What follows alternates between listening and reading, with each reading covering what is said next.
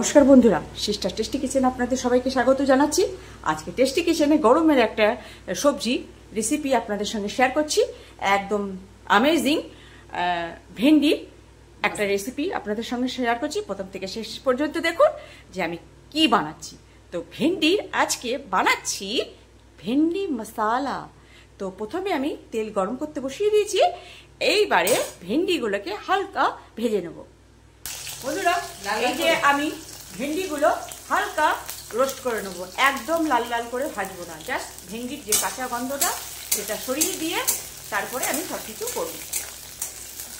বেশি ভাজবো না, লাল করবো না কিন্তু বন্ধুরা, হালকা, যাতে ভেন্ডির কাঁচা ভাবটা সরে যায়। বন্ধুরা, ভেন্ডিগুলোকে এবার তেল ঝরিয়ে তুলে নেবো।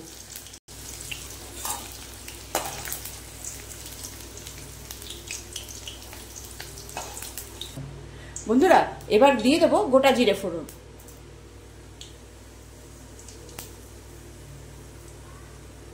ভিন্ডি না হলে ভিন্ডির খাই কি?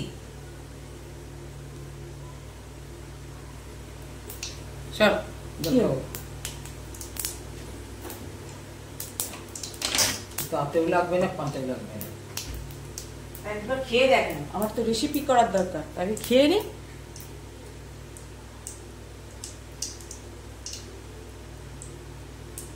টমেটোটা কাটতে হবে, যে জলটা ভরে দিয়ে যাস। আচ্ছা, টমেটোটা যে কাটতে হবে একটু লাগবে, যে আধখানা, হ্যাঁ আধখানা লাগবে। যে প্রেশার কমা, প্রেশার কমা, কেটে দে, কি বটিতে কেটে দে, দিয়ে দিয়েছি। এবার দিয়ে দেবো হিং ফোড়ন, দিয়ে দেবো কুচিয়ে রাখা পেঁয়াজ, দিয়ে দে। এবার পেঁয়াজটা দিয়ে ভালো করে কষিয়ে নেব। বন্ধুরা, এইবারে দিয়ে দেবো এতে আদা বাটা। বন্ধুরা, এবার দিয়ে দিলাম আদা বাটাটা। এইবার এই আদা বাটাটা দিয়ে ভালো করে একটু কষিয়ে নেব। বন্ধুরা, এবার দিয়ে দেবো টমেটোটা।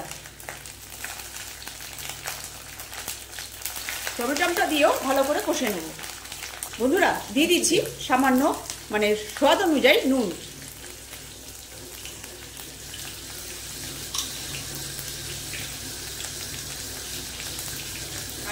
দিয়ে দিলাম হলুদ, দিয়ে একটু নাড়তো।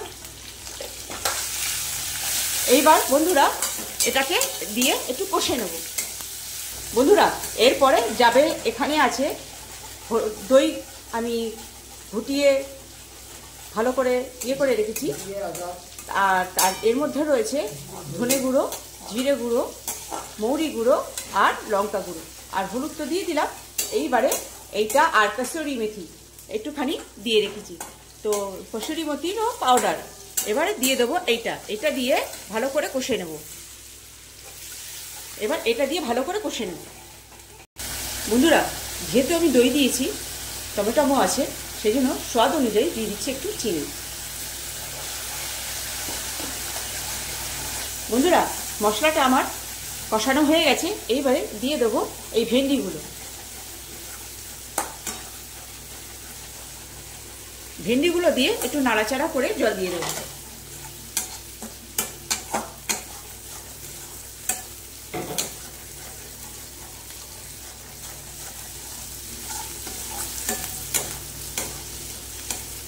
দিয়ে দেওয়া জল।